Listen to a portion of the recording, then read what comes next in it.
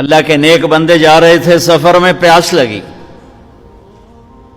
آج کا دور تو تھا نہیں، کنویں تک پہنچ، نیچے دیکھا تو پانی بہت نیچے، تو انہوں نے اپنی پگڑی اتاری اور جوتے کو اس کے ساتھ باندھا اور نیچے لٹکایا، تو پانی تک جوتا پہنچ نہیں سکا، تو پریشان ہو کے بیٹھ گئے، اب کیا کروں؟ اتنے میں ایک ہرن دوڑتا ہوا آیا، اس نے آ کر نیچے دیکھا پانی، تو ہرن تو وہاں جا نہیں سکتا، تو اس نے یوں اوپر دیکھا، اے پانی والے بے زبان ہوں، پانی پلا،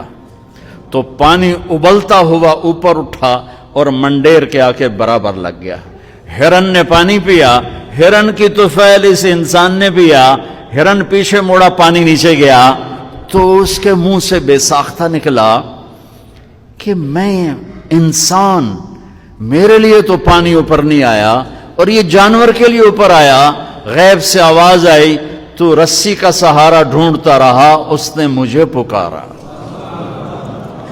اس نے پانی والے رب کو پکارا۔